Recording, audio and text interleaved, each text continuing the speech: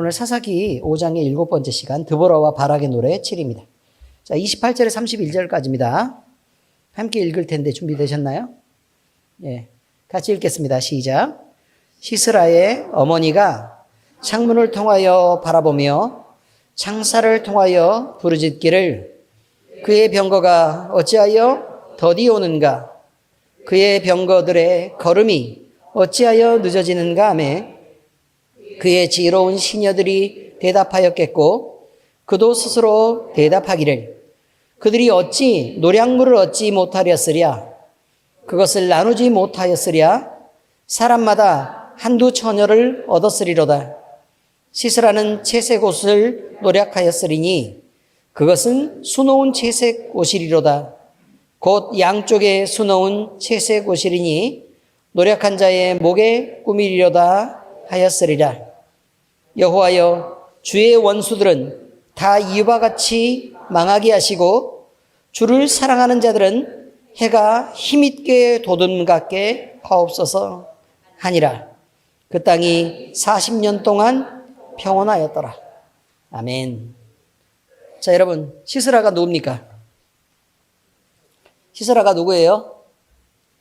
가나안 왕 야빈의 군대 장관입니다. 그러면 시스라는 군대 장관까지 오를 때까지 이 전쟁을 어마무시하게 많이 했겠죠. 근데 그 전쟁이라고 얘기하는 게 가나안 땅에서 부족 간의 전쟁이 물론 있기야 있었겠지만 그 땅을 차지하고 있는 사람들이 주로 어떤 사람들이고 누구고? 이스라엘 백성들이고 말이죠. 이스라엘 백성들이고 그러면 이스라엘 백성하고 전쟁을 했을 때에는 시스라는 계속해서 전쟁을 항상 나갈 때마다 이겼다는 것입니다. 항상 나갈 때마다 이겼어요. 그러니까 여기에 시스라의 군대가 시스라와 야비인의 군대가 여기 있습니다. 여기 이스라엘이 있죠. 그러면 사실 전쟁을 하러 나갔지만 사실은 약탈하고 노략하러 간 거라 그 말이에요. 왜냐면 너무 강한 군대를 가지고 그냥 동네 마을에 가서 다 빼앗아 오는 거잖아요. 그죠? 그러니까 늘 그랬듯이 시스라의 어머니가 이제 그렇게 생각을 한다는 거예요. 창문을 밖을 이렇게 내다보면서 아유, 우리 시스라 장군께서 왜 이렇게 안 오실까? 의미를 이해하시겠죠? 우리 시스라가 왜 안 올까 그래도 되는데 굳이 엄마는 뭐라고 얘기한다고요? 아이고, 우리 시스라 장군님께서 왜 이렇게 안 오실까? 응? 도대체 왜 이렇게 안 오실까? 그러면 안 오는 이유를 뭐라고 생각을 하냐면 전쟁에 졌을 거라는 건 상상도 못 한다는 거예요. 전쟁에 졌을 거라는 건 상상도 못 하고 어떻게 하는 거냐면 아니, 요 근처에만 좀 뺏어서 오지.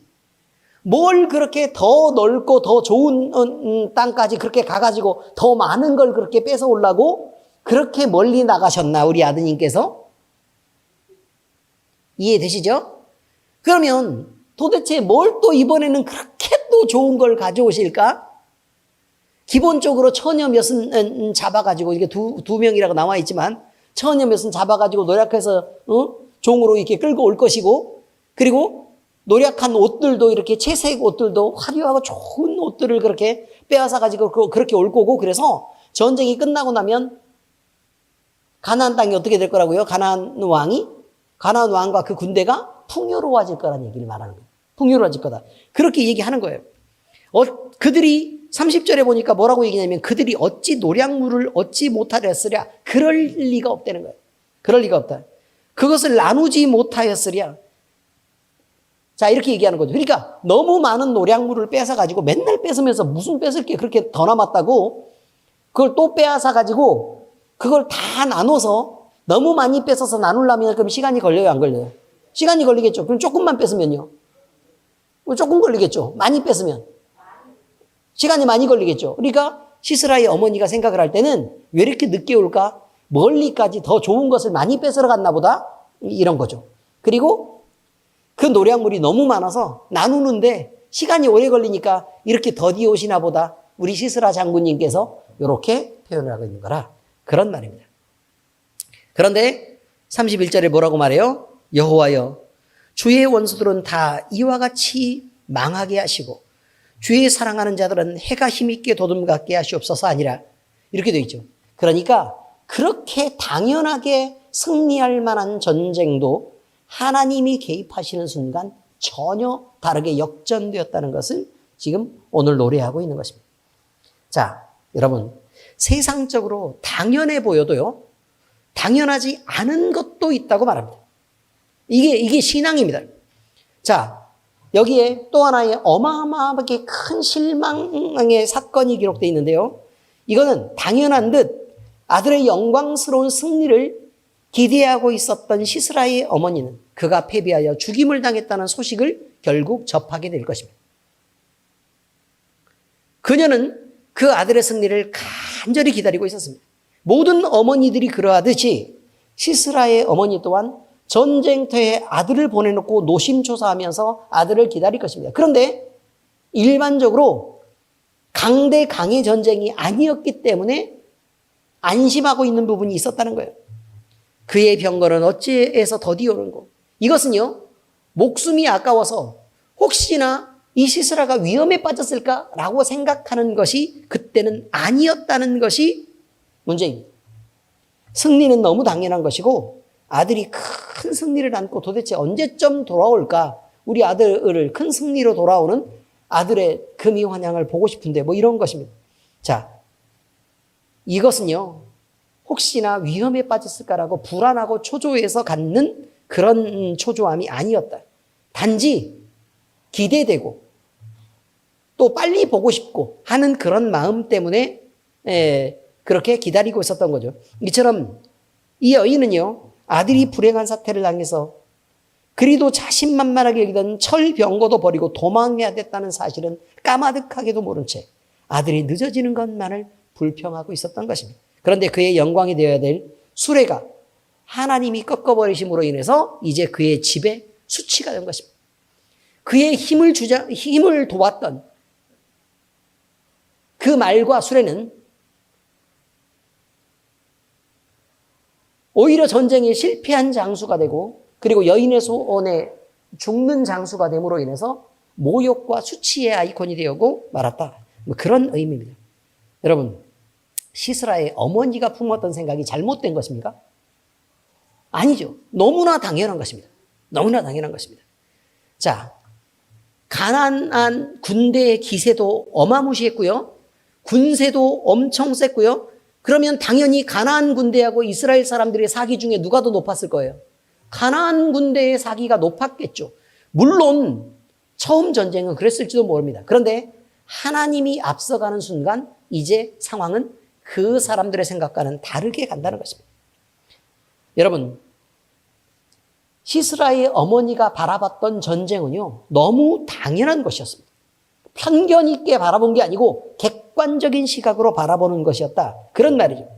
그런데 문제는 뭐냐면 시스라의 어머니가 생각을 못했던 부분이 있는데 그거는 이 세상 사람들이 가진 대단히 합리적인 시각으로 바라봤을지는 몰라도 대단히 이 세상 사람들의 지혜로 잘 바라봤을지는 몰라도 거기에 개입하는 단 하나의 매우 강력한 힘을 못 봤다는 것입니다. 매우 강력한 힘. 그 절대적인 힘을 못 봤다는 거예요. 그 힘을 가진 존재가 이때 개입했을 거라고 상상도 못했을 거라는 것입니다. 요즘 전쟁이 일어나잖아요, 전쟁. 세상에서 전쟁의 소문이니, 그리고 이렇게 많은 전쟁이 여러분 경험에서, 물론 여러분이 6.25를 지금 겪으신 분은 아직 한 분도 안 계시죠? 여기는. 자, 6.25를 안 겪었으니까, 우리 지나고 나서요, 여러분의 일생 동안 이렇게 전쟁이 많았던 때를 경험한 적 있습니까? 없죠? 그런데 막 헤즈볼라도 있고, 예? 그 다음에 각종 무장단체들도 막 이렇게 개입을 하고, 이렇게 하는데, 왜 사람들이, 예를 들면 미국이요, 왜 함부로 헤즈볼라를 못 칩니까? 우리 생각에는 미국이 미사일을 그렇게 좋은 걸 많이 갖고 있다면서요. 레이더도 그렇게 발달했다면서요. 그렇지 않습니까? 그리고 항공모함도 많이 갖고 있고 무기가 그렇게 좋다면서요. 그럼 어떻게 하면 돼요? 전투기도 좋고 그렇게 하니까. 근데는 전투기로 가서 똑똑똑똑 폭탄 터뜨려버리고, 그렇죠? 미사일 쏴가지고 각종 기지들 이렇게 다 공격해버리고, 근데 그거를 언제 하면 되는 거냐면 순식간에 자, 3, 2, 1 해가지고 파이어 이렇게 하면 한 번에 딱 눌러버리면 예를 들어 한 번에 한 550곳 정도로 공격해버리면 어떤 일이 벌어질까요? 완전히 쑥대밭이 될 것 같죠? 그죠? 왜 못해요? 왜 안 하고 있을까요? 예? 안 하고 있잖아요.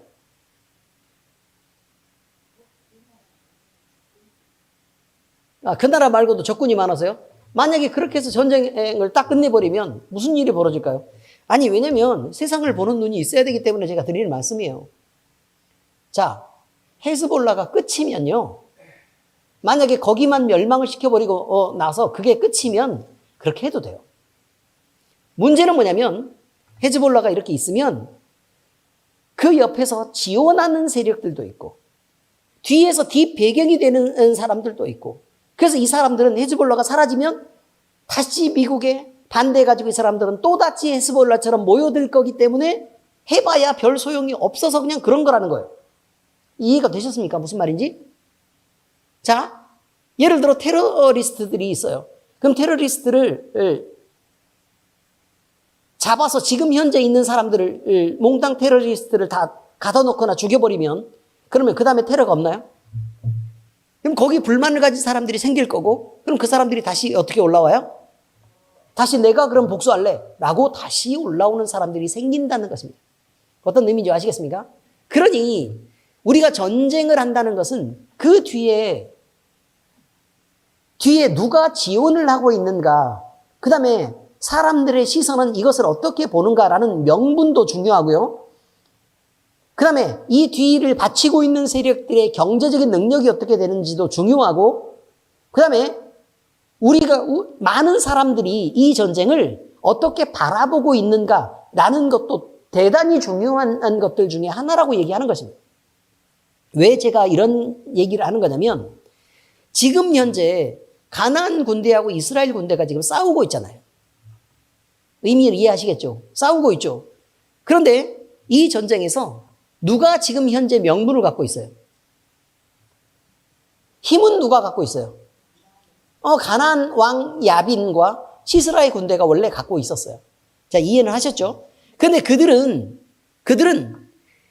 이스라엘 백성들이 뭘 잘못해서, 그러니까 우리가 성경 안에 있는 입장에서 보자면, 신앙적인 입장에서 보자면 그들은 하나님을 섬기는데 실패했어요. 하나님을 지켜내는데 실패했어요. 그렇기 때문에 당연히 하나님으로부터 고통을 받고 고난을 받고 있는 게 맞아요. 하나님이 방치했기 때문에.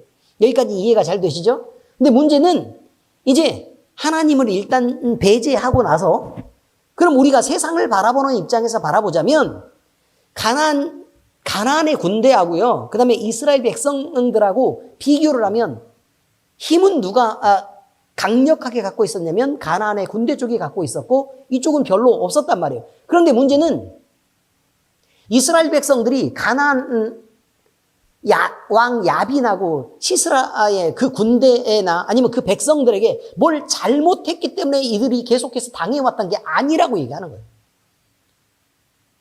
네, 잘못했기 때문에 당해온 게 아니다. 하나님을 섬기는데 실패해서 당하는 건 얘네들의 관심 밖의 일이라는 거예요. 그럼 사람들이 볼 때는 강한 힘으로 그저 막 찍어 누르는 것은 바람직한 일이 아니요. 그러니까 이들이 전쟁을 일으켰는데 이들이 전쟁에서 강한 군대를 가지고 들어와서 전쟁에 실패했다고 하더라도 많은 사람들이 생각할 때 이제 이런 생각을 가진다는 것입니다. 이들이 계속해서 약한 사람들을 괴롭히고 자기들의 이익만을 위해서 재물을 빼앗고 그래서 자기들만 호화롭게 그렇게 누리고 살더니 이제는 결국 하늘이 심판을 해가지고 하나님이 심판을 해가지고 이 사람들은 결국 망하게 되었구나라고 보인다는 것입니다. 자, 왜 제가 이 이야기를 꺼내냐면요. 하나님이 멸망시키는 사람들에 대해서 얘기해요. 자, 지금 여기에 가나안의 군대가 있고요. 이스라엘 백성들이 있어요. 근데 이스라엘 백성들은 잘못했어요. 죄를 이렇게 쌓아가죠. 이만큼 죄를 쌓아가요. 그러면 가난한 사람들은 그러면 죄가 있어요, 없어요? 당연히 있죠. 죄가 이만큼 있는 거예요. 이만큼 있죠. 근데 죄를 쌓아가는데 남을 볼 때는 예를 들어 우리가 다른 사람들이 잘못한 거는 일반적으로 웬만하면 간섭하지 않죠.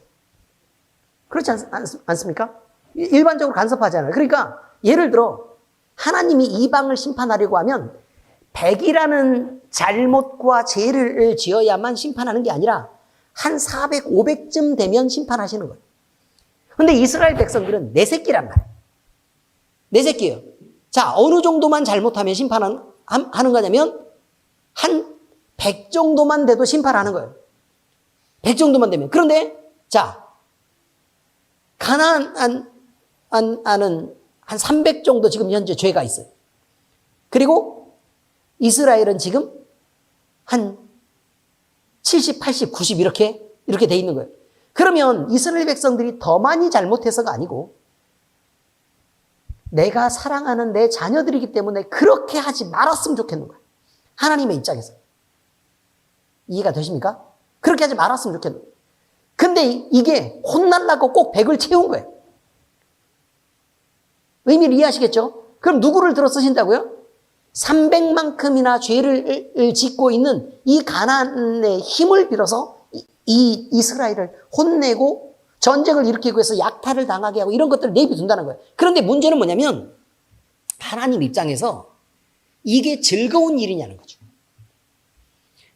자식을 혼내면서 여러분들 매를 들거나 아니면 막 소리를 지르면서 애한테 혼을 내고 이렇게 하면 행복해져요. 스트레스 풀리고 좀 이게 시원해졌어요. 아니면 마음이 더 불편하고 또 속상해서 죽을 것 같아요. 속상해서 죽을 것 같죠.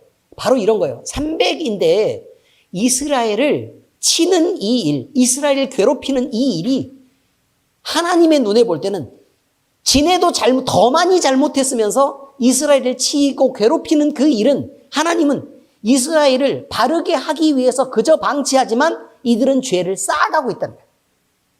그래서 얼마를 쌓아가고 있는 거냐면 350, 400, 450 점점 이렇게 쌓아가고 있는 거죠. 이제 이해가 되셨습니까? 그래서 어디를 향해 가고 있는 거냐면 이스라엘 백성들은 점점 그러면 힘이 들고 자기들이 막 잘못했으니까 혼나고 그러니까 어떻게 돼요? 회개하고 반성하고 하나님 앞으로 돌아오니까 그들의 죄가 점점 어떻게 돼요? 낮아지고 있었던 이런 상황에서 그들은 교만이 하늘을 치고 올라면서 하나님도 무시하는 정도의 상태까지 500, 600, 700까지 쳐치고 올라간다는 거예요. 결국은 누구를 심판해요? 하나님이 나서서 얘를 쳐버린다는 것을 얘기하고 있는 거예요. 결국 그러니까 하나님은 가나안 왕이나 아니면 시스라나 이 군대를 친 것은 그러면 이스라엘 백성들을 괴롭혔다고 친 게 아니에요. 이해가 되셨습니까? 그렇게 친 게 아니에요.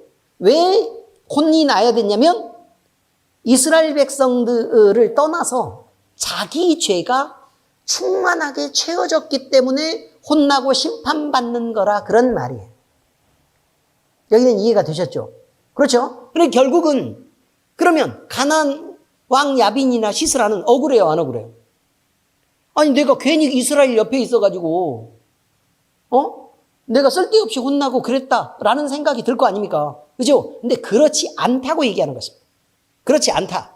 너희는 심판받는 것은 너희 죄 때문에 심판을 받는 것이지 이스라엘을 괴롭혔다고 심판받는 게 아니라는 거예요. 이스라엘을 회복시키기 위해서 너희를 심판하는 게 아니라는 거예요. 이거는 서로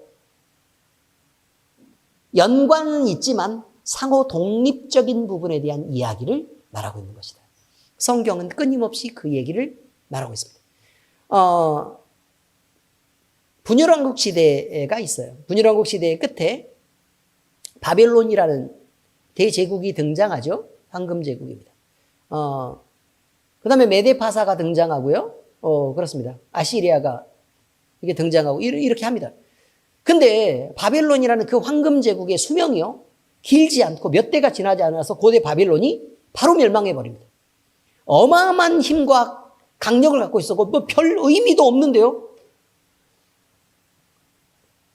뭐 특별하게 뭐 별 사라질 만한 그런 게 없는데도 불구하고 쳐버립니다.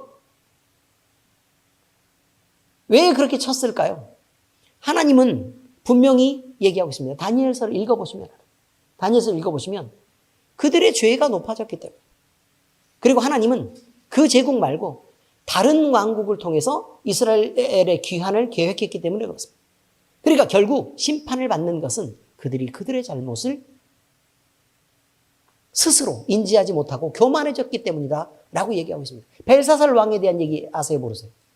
벨사살 왕이 성을 포위하고 있는 적군들을 두고 벨사살 왕이 뭐라고 얘기를 하죠? 술판을 벌여놓고 뭘 끌어오라 그래요? 예루살렘 성에서 가지고 왔던, 솔로몬 성전에서 가지고 왔던 성전에 제사하는 도구들을 꺼내오라고 얘기해요. 그리고 나서 거기에다가 술을 따르고 술판을 벌이죠. 그러면서 내가 얼마만큼 대단한 줄 알아? 라고 술 먹고 객기를 부리는 것처럼 그렇게 거기서 하나님을 모욕하고 있을 때 손이 나와서 뭐라고 얘기를 해요? 메네 데겔 우바라시 이라고 쓰죠. 회벽에다 손만 나타나서 내가 달아보고 또 달아보고 재어보았더니 부족함이 보인다. 그래서 내가 바꾸겠다. 이렇게 말합니다. 그래서 멸망하고 맙니다. 자기 죄 때문에 멸망한다는 거예요. 자기 죄 때문에 멸망한다. 결국요, 지금 우리가 절대적인 하나님의 손이 간섭하고 또 이런 전쟁들 속에서 하나님이 손이 개입할 때에는 무엇인가는 무르익을 때를 기다려야 된다는 것입니다. 하나님이 언제 혼낼까? 자, 우리를 혼낼 때는 언제 혼낼까요? 언제 혼낼까요? 하나님이 기준을 잡는 거예요. 기준을 잡아요. 내가 내 자녀들은 그래도 내가 용납하고 용서하고 이해하도록 말을 하고 또 가르치고 이렇게 하겠지만 이 정도까지 되면 내가 어쩔 수 없이 혼을 내서라도 바르게 해야지라는 기준이라는 게 존재한다는 거예요. 그 기준이 존재한다. 근데 그 기준이 10이라고 잡기로 하자 그 말이에요. 10이라고 잡기로 하자. 그러면 우리가 하나 잘못하고 둘 잘못하고 셋 잘못하고 이렇게 했을 때 10, 그러니까 1, 2, 3 이렇게 죄가 채워져 가죠. 그럼 우리는 그때에 1, 2, 3 죄를 지으면서 하나님 눈치를 딱 이렇게 본단 말이에요. 하나님 눈치를 딱 이렇게 보는데 막 엄청 혼날 줄 알았는데 괜찮아. 아시죠? 무슨 말인지? 막 우리가 이렇게 하면 진짜 안 될 것 같은 상황에서 막 이렇게 죄를 짓고 막 이렇게 하고 하나님 막 무시하고 이렇게 하면서 내 맘대로 막 살고 교만하게 막 이렇게 하고 나태하고 이렇게 했는데도 야 이러면 한 번쯤 혼나겠지 싶은데도 괜찮아. 그렇지 않습니까? 그래서 용기를 얻어요. 그 다음번에 또 하고 그 다음번에 또 하고 그 다음번에 또 하고 그럼 옆 사람들이 이제 걱정이 돼요. 옆 사람들은 저 인간 저러다가 두들겨 맞지. 아유 저거 하나님 무서운 줄 몰라서 큰일 났어 라는 생각 들까요? 안 들까요? 들죠. 근데 자기만 용기를 가져. 점점 자기만 용기를 가져가지고 얼마를 채우냐면 8, 9 막 이렇게 막 왔다 갔다 막 이렇게 하고 있는 중이란 말이에요. 그럼 옆 사람들은 어때요 지금? 옆 사람들은 막 조마조마하죠 이제. 조마조마해요. 용기를 갖고 10을 딱 채워. 쥐어 터져야 정신 차리지. 그래요 안 그래요? 야 어쩔 수 없이 두들겨 맞아요. 그리고 납작하게 엎드리게 돼요. 그냥 이렇다는 거예요. 이렇다. 하나님은 아무 때가 아니란 말이에요. 아무 때가 아니라 어느 때가 돼야 하나님은 혼도 내시는 거란 말이에요. 어느 때가 돼야 혼을 내시는 거예요. 그리고 하나님은 어느 때가 돼야 은혜를 주시는 거라 그 말이에요. 자 넘어져요. 혼자 노력하다가 그러면 자 애가 걸어가다가 넘어지면 가다가 멈추죠. 왜 멈춰요? 일으켜주고 싶지 않아서요? 아니에요. 혼자 서보라 그러는 거예요. 혼자 서봐라. 자, 그런데 부모님은 애가 걸음마를 이렇게 하고 있으면 어떻게 돼요? 손이 근처를 따라다닌단 말이에요. 그래요, 안 그래요? 근처를 따라다녀요. 하나님의 손길이 그렇다는 거예요. 하나님의 손길이 그렇다. 따라다녀요. 때로 내가 넘어지고 막 인상 쓰고 막 울고 막 아프다고 막 쳐다보고 막 이렇게 하잖아요. 뭐 여기 무릎 이렇게 살짝 찍혀서 아프다. 그러면 일으켜주고 싶은데도 너 혼자 넘어졌잖아. 일어나. 라고 얘기한단 말이에요. 혼자 넘어졌잖아. 무릎 흙 털고 그럼 또 흙 털고 또 이렇게 아장아장 또 이렇게 걷고 이렇게 하는 거라는 거예요. 아무 때나 돕지 않는다 그 말이에요. 그런데 갑자기 툭 하고 넘어졌는데 만약에 돌뿌리에 걸려서 넘어져가지고 어디 찍히거나 막 피나거나 이렇게 해. 긁히고 막 이렇게 돼. 그러면 깜짝 놀래가지고 어떻게 해요? 얼른 붙잡아가지고 이렇게 그렇게 다치는 위험한 데에 가거나 아니면 날카로운 근처에 가거나 불 옆에 가거나 아니면 떨어지면 위험한 데 근처에 가면 뭘 하지 않아도 어떻게 해요? 그새 손을 가서 붙잡고 끌어낸다는 거예요. 그 손길은요, 그렇게 때가 있다고 얘기하는 거예요. 아무 때나 막 일하고 아무 때나 막 보여주고 그러는 게 아니라고. 그런데 우리를 붙잡지 않는다고 해서 붙잡지 않는 것처럼 보인다고 해서 하나님은 우리를 안 돕는구나 라고 생각하면 안 된다는 걸 얘기하는 것입니다. 어느 때나 하나님은 우리와 함께 계시고 그리고 늘 이렇게 더 완벽한 손으로 우리를 늘 이렇게 조심스럽게 늘 이렇게 우리 곁에서 여러분 계신다는 거예요. 근데 만약에 저기서 막 들개 한 마리가 뛰어와서 막 물라고 달려들어요. 그럼 어떻게 해야 되겠어요? 얼른 안고 이렇게. 하나님을 이렇게 이해하는 게 필요한 거예요. 이렇게 이해하는 게 필요한 거예요.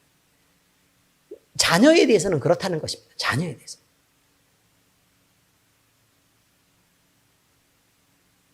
안 믿는 자들에 대해서는 어떻게 하죠? 가만히 냅둔다고요. 가만히 냅둔다고요. 그걸 유기라고 얘기한다 그랬어요. 로마서 읽으셨죠? 그들의 상실한 마음대로 버려두사 그들이 원하는 일을 하게 하셨으니 라고 얘기합니다. 유기한다. 근데 그들이 원하는 일은 뭘까요? 죄예요.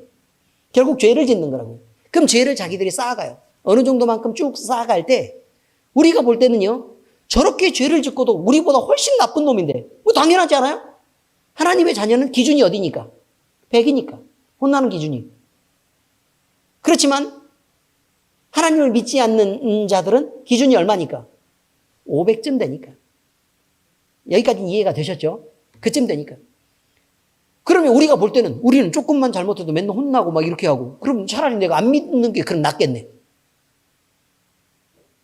라고 생각이 들 때가 있다는 거예요. 그런 생각이 들 때가 있을 거다. 그래서 무슨 생각을 하게 되는 거냐면 내가 이렇게 살 거면 내가 언제 죽는지만 안다면 죽기 한 일주일 전쯤에 내가 예수님 믿고 다 완전히 회개하고 딱 구원을 얻어버리고 그 일주일 전까지는 내가 안 믿는 사람으로 살아서 마음껏 인생의 자유를 만끽하며 살리라 라는 생각을 하게 된다는 거예요. 그럼 얼마나 편하겠냐는 거예요. 술도 마음대로 먹고 다니고 담배도 마음대로 피우고 다니고 친구들도 마음대로 먹고 죄도 짓고 막 이렇게 세상 사람들과 막 한꺼번에 막 이게 어울려서 그렇게 살면 얼마나 좋을까? 보은이 MT가 해요. 이런 생각을 한단 말이에요. 그렇게 어울려서 막 죄 짓고 그렇게 마음대로 살면 얼마나 내가 자유롭고 좋을까? 정말 그럴까요? 하나님은 보시는 거예요. 이들도 봐요. 근데 여기는 자녀로서 온다는 거고 여기는 심판하려고 하시는 거예요.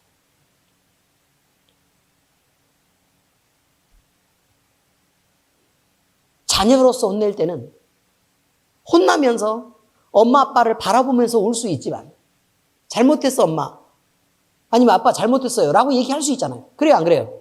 우리는 하나님 앞에 잘못했어요 하나님이라고 얘기할 수 있어요. 그런데 하나님 없이 망하는 자들은 어때요?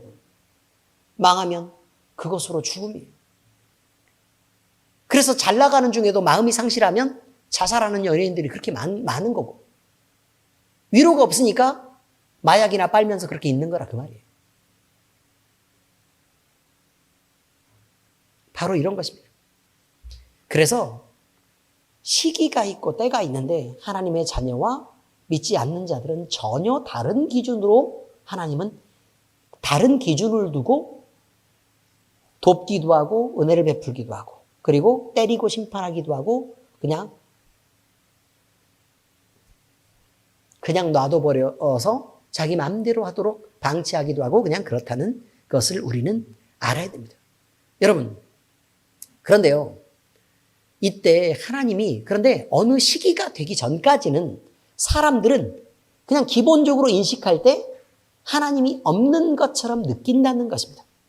없는 것처럼. 그러니까 믿는 사람도 10 또는 100이라는 이 기준이 채워지기 전까지 죄의 기준이 채워지기 전까지 혼내시는 하나님을 잘 모른다는 거예요. 하나님이 마치 없는 것처럼 보인다는 거예요. 500이 채워지기 전까지 안 믿는 사람들도 하나님 앞에 맞아보기 전까지는 모른다는 것입니다. 그래서 함부로 하나님을 얘기하고 하나님께 욕하고 하는 일을 서슴지 않습니다. 모르니까 그래요. 모르니까. 자, 그런데요. 그렇다 그래서 하나님이 없을까요? 아니죠. 성경은 너 조심해 라고 얘기합니다. 너 조심해. 만약에 하나님이 손이 번쩍 들려지는 그날, 믿는 사람들도 잘못하면 심판을 받아요. 혼나요. 그리고 안 믿는 사람들도 심판을 받아요. 그런데 똑같은 느낌의 매질이 아니라고 얘기하는 것입니다. 같은 느낌의 매질이 아니에요. 우리 매 맞아본 거는 우리 정의자 권사님한테 물어보면 아주 흠진 두들겨 맞아봐서 잘 알아요. 어디 나중에 간증 한번 들어보세요. 매 맞은 간증. 뭐 어디 은혜 받은 간증은 좀 적어도요. 매 맞은 간증 많아요. 예? 아무튼 그렇습니다. 여러분, 하나님이 침묵하시는 그때 마치 사람들이 보기에는 하나님이라는 신은 없는 것과 같고 하나님이 존재하지 않는 것 같은 그 소망마저도 사라져버리고 우리는 빛마저도 느낄 수 없는 것 같은 그때에도 믿음의 권속들은 소망을 잃지 않는 것입니다. 이것은요, 일시적인 행운이나 그때 당시에 조금만 뭘 벗어나기를 바라서 그런 것이 아니라 결국 하나님께 두들겨 맞으면 우리는 누구를 느끼게 되는 거냐면 아버지 엄마가 계신다는 것을 알게 되는데 어떤 엄마 아버지가 아는 거냐면 엄격한 엄마 아버지가 아니라 나를 혼내시지만 나를 진짜 사랑하시는 엄마 아버지를 느끼는 것처럼 우리는 하나님을 알게 된다는 거예요. 그 하나님을 알게 된다. 그러므로 믿는 사람들이 당하는 고난이 얼마나 유익한지 바울이 노래했던 그 많은 이야기들에 대해 그리고 영혼의 유익을 주는 그 믿는 자들의 고난에 대해서 말이죠. 우리는 너무 가볍게 생각하지 말아야 됩니다. 고난 중에 하나님을 느끼는 것입니다. 고난이 없으면 하나님을 잘 모르는 것입니다. 시스라의 어머니는요. 당연히 있을 수밖에 없는 영광을 기대했던 것이 맞습니다. 그리고 자신들에게 가져다 줄 혜택인 화려한 채색옷을 기대했던 것도 맞습니다. 그런데 매번 반복되던 당연한 영광은요. 하나님이 개입하는 순간 전혀 그의 것이 아니게 됐고 하나님의 손이 딱 들리는 그 순간 시스라는 목숨까지 잃게 된 것입니다. 그리고 그의 영혼마저 멸망하게 된 것입니다. 이것만으로요. 우리가 기도할 이유는 충분하다는 것이죠. 예수 그리스도의 영광스러운 재림에 대해서도 이와 같은 갈급한 심정으로 기다려야 된다는 것입니다. 하나님이 이렇게 손을 드시기를, 하나님이 이렇게 우리의 원수에게 보복하시기를 기대하는 거죠. 왜냐하면 세상 사람 모두가 생각하고 믿는 기대, 우리가 세상 모든 사람들이 생각하는 이 합리적인 걸 생각해 보시라고요. 예수님이 어떻게 오겠습니까, 여러분? 예수님이 재림한다는 게 세상 사람들이 얘기하는, 나가서 얘기해 보시라고요. 그럼 말은 곱게 해도 다들 속으로는 저 미친놈이라고 얘기합니다. 그렇지 않습니까? 어느 누구도 믿지 않고 심지어 교회 안에서도 주님이 오시기를 나는 기다린다 얘기하면 저 보통 미친놈이 아니네 라고 생각을 한단 말이에요. 교회 안에서도.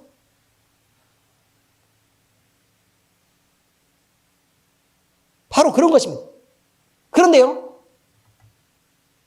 그 예수님은 지금 하나님의 개입처럼 안 오시는 게 아닙니다. 어느 순간에 갑자기 딱 한순간에 나타나실 것이고 반드시 오실 것입니다. 이것이 우리가 얻을 최후의 승리가 됩니다. 그때 늦어서 후회하지 마시고 미리미리 준비하시기를 예수 그리스도의 이름으로 축복합니다. 여러분, 또 있습니다. 하나님이 하시면 됩니다. 시스라의 어머니는요, 늦어질 때마다 더 큰 선물을 받았던 기억이 있었던 것입니다. 늦어질 때마다. 왜냐하면 그들이 더 많은 것을 끌고 올라 그러면 더 멀리 갔어야 했고, 더 멀리 가서 더 많은 노량물을 얻으려고 하면 더 많이 뒤지면서 더 많은 일을 해야만 하겠죠. 더 많은 싸움을 해야 되고. 많은 노량물을 받았으면 나누는데도 시간이 충분히 많이 걸려야 될 것이고, 그리고 그걸 들고 오려고 하면 노예들도 더 많이 모아야 할 것이고, 그리고 그 사람들을 잡아다가 들고 오는데도 시간이 필요할 것이라 이 말이죠. 그러니 늦어질수록 더 큰 선물들이 있었던 게 사실이다. 이런 것입니다. 이스라엘은요, 시스라의 군대만 오면 늘 이렇게 늘 패배할 수밖에 없었던 것입니다. 그런데 여러분, 이스라엘의 입장에서 볼 때, 자, 한 번 싸웠는데 몽땅 두들겨 맞고 졌어요. 그래서 얼굴이 피범벅이 됐어요. 자, 근데 용기를 갖고 연습을 열심히 했단 말이에요. 두 번째 내가 용기를 내가지고 다시 한번 덤벼봤어요. 두 번째도 흠씬 두들겨 맞고 얼굴이 피투성이가 되고 팔이 부러졌네? 이해됐죠?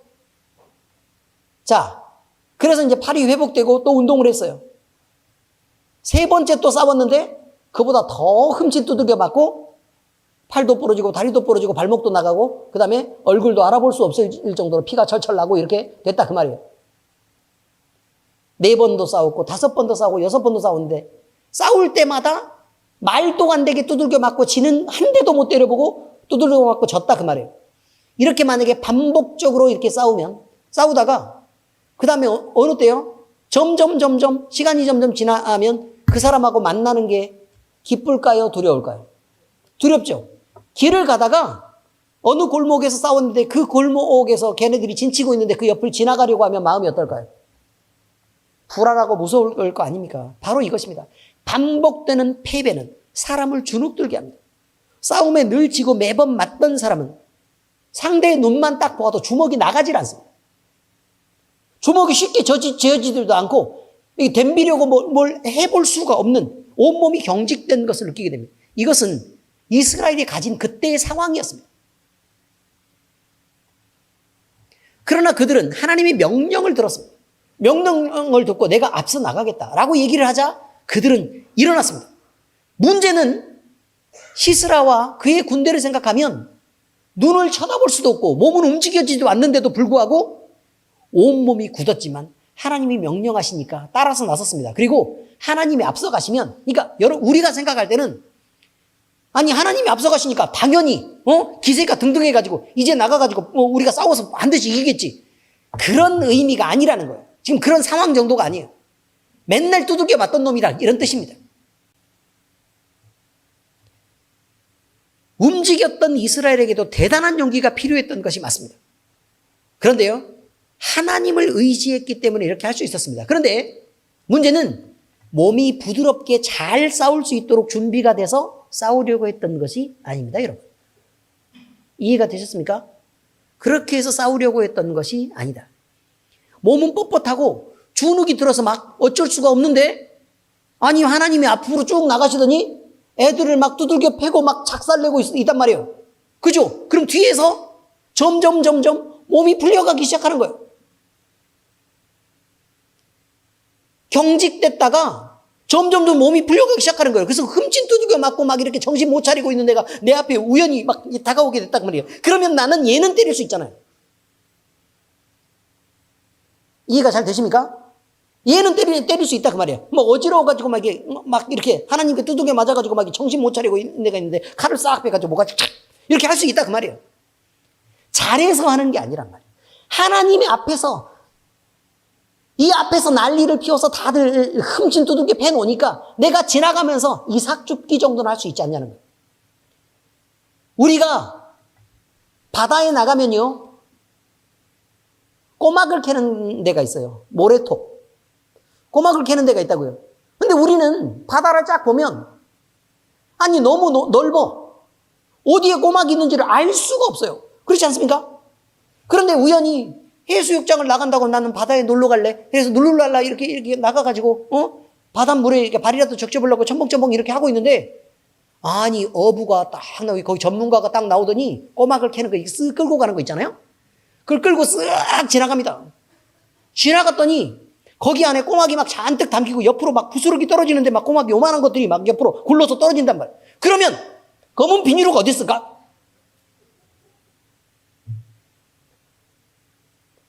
할렐루야.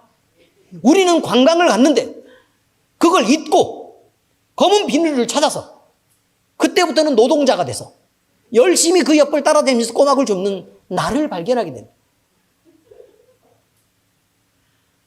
그런 상황 이해하시죠? 아마 김경수 장로님 엄청 많이 봤을걸? 그래요, 안 그래요? 많이 보셨죠? 어디 섬에 우리 분위기 있게 여행이나 한번 갔다 올까라고 해서 섬에서 다 이렇게 해서 부두에서 내려가서 우리가 섬에까지 와가지고 이렇게 너무 풍경이 좋다라고 얘기했는데 아래를 딱 내려보는 순간 막 굴들이 막 이만한 게 열렸어. 막 미역이 막 이렇게 찰랑거리고 이렇게 있어요. 그러면 아니 저것을 왜 안 따고 저렇게 버려뒀지? 라는 생각이 순간적으로 드는 순간 우리는 관광이 끝난 것입니다.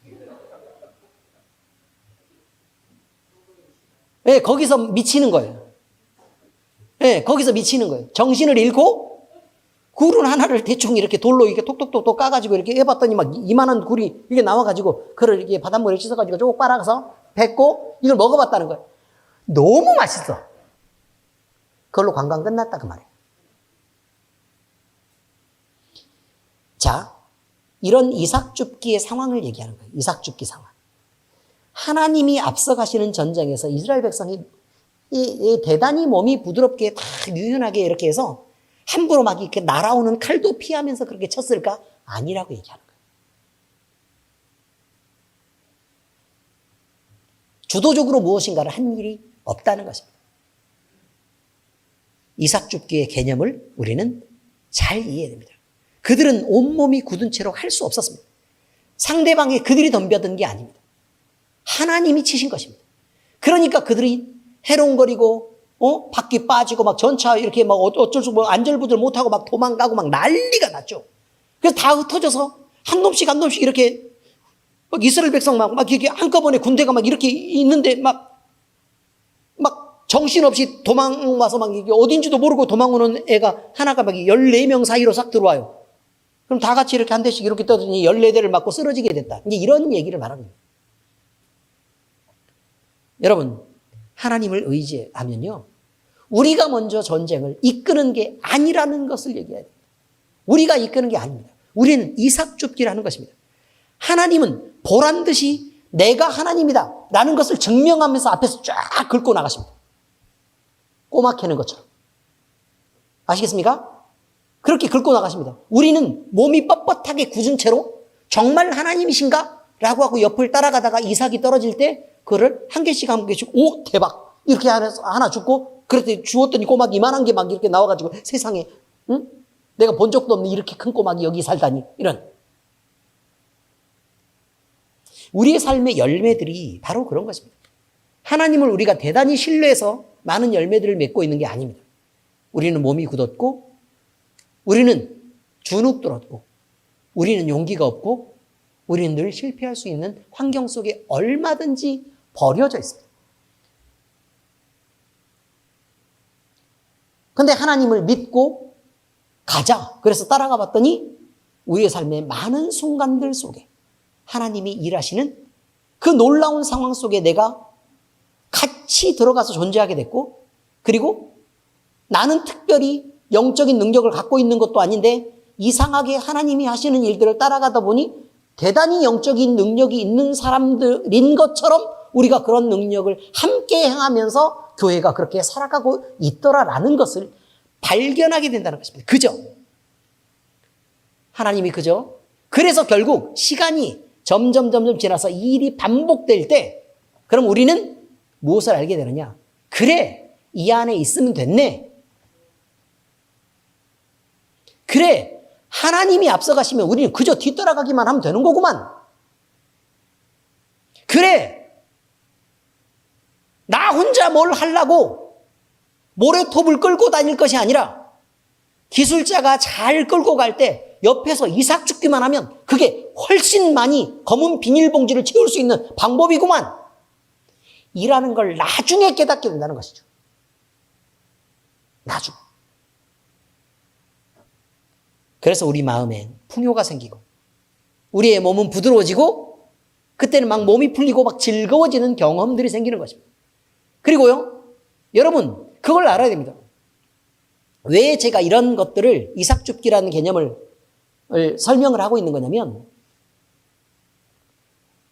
아니 정의자 권사님이요, 이렇게 말하면 정의자 권사님이 다 알아버리겠네. 정 권사님이라고 얘기하겠습니다. 남들이 모르게. 자, 꼬막이 나오는 옆에를 따라가면서 비닐봉지에다가 꼬막을 주워 넣는 일은 노동이라고 생각해서 마음에 짜증이 났을까요? 이렇게 내가 해수욕장까지 와가지고 내가 없이 사는 사람처럼 이걸 주워서 이렇게 맨날 넣고 있다니. 그래서 힘들까요? 아니면 따라가면서 정신없이 줍다 보니 너무 재미있어가지고 그렇게 열심히 그렇게 따라다니는 거였을까요? 보신 장로님 얘기 좀 해줘보세요. 어때요? 사람이 즐거워서 막 미쳐있죠? 그렇지 않습니까? 바로 그것입니다. 우리가 가진 신앙생활이 결국은요, 주워 담는 일입니다. 영혼을 주워 담는 일이 있고, 그리고 우리가 봉사를 주워 담는 일이 있습니다. 모조리 다 우리에게는 이익입니다. 그런데요, 우리가 그 일을 하면서요, 하나님과 함께 있어가지고 주님 뒤를 따라가면서 얻어지는 이런 부스러기들을 한 개씩 막 이렇게 보면서 신나서 그 내 봉지를 채워가서 나를 채워가는 그 느낌이란 바로 이런 것입니다. 너무 행복하고 즐거운 뒤따르는 길이었던 것을 나중에 우리가 해가 질 때쯤 되면 그때 깨닫게 됩니다. 와, 난 진짜 관광하는 것보다 이런 게 너무 재밌었어 라고 이 세상이 끝나는 날, 우리의 인생의 뒤를 돌아볼 때 그런 느낌을 갖게 된다는 것이.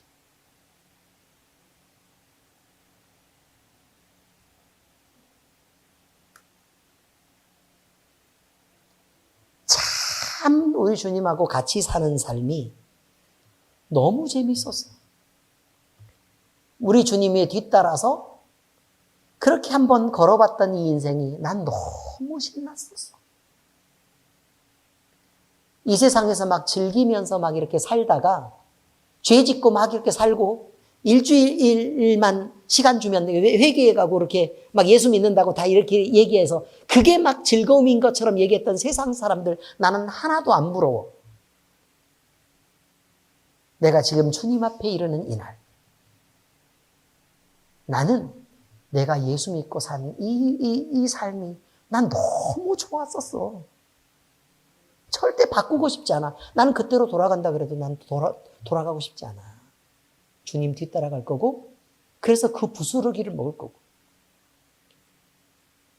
그래서 그 신나서 얼마만큼 우리가 살지도 모르는 이 인생들을 이렇게 지나갈 때에 우리는 이야, 너무 행복하다, 너무 즐겁다를 노래하고. 아니 근데 꼬막 죽을 때 허리 안 아프겠습니까, 여러분? 안 힘들겠어요? 힘들어요, 안 힘들어요? 힘들겠죠? 그런데 그것이 진짜 즐거움이 돼서 나타나는 그런 인생들을 우리가 살고, 그렇게 주님을 노래하고 찬양할 것이며, 그렇게 우리가 우리 영혼의 진짜 주님을 따르는 즐거움들을 알고 누리게 될 것이라는 것을 얘기하고 있습니다. 신앙은 그런 것입니다. 하나님을 사랑하십니까? 그리고 주님을 따라가십니까? 그럼 진짜 주님을 따라가 보시란 말입니다. 따라간다고 말만 하지 말고 진짜 주님을 따라가 보고 정신없이 그 옆을 쫓아가고 그 뒤를 따라가 보시라고. 주님이 여러분의 인생에서 다시는 오지 않을 보장이 되실 것이고 여러분의 안전과 풍요를 하나님이 여러분 각자에게 주시는 그 순간이 열리게 될 것입니다. 기도하겠습니다. 하나님 아버지 감사합니다. 우리 주님을 따르고 주님을 섬기며 사는 이 인생이 이렇게 즐겁고 행복할 줄 우리는 상상도 못했습니다. 그런데 아버지 하나님, 우리가 우리 주님을 섬기고 따르는 이 삶이 만약에 이게 없어지고 예전으로 돌아가서 우리 마음대로 이 세상을 누리고 살라고 하나님께서 우리를 내치신다면 우리는 견딜 수 없을 것 같습니다. 우리 하나님, 이제 우리는 결단합니다. 우리 하나님 앞에 우리 자신을 내어놓고 이제 주의 일을 할 것이고 주님의 뒤를 따를 것입니다. 그래서 아버지 하나님, 주님의 뒤를 따르면서 주님이 주시는 그 부스러기들을 우리는 먹고 즐기고 마시고 누리며 그렇게 살아갈 것입니다.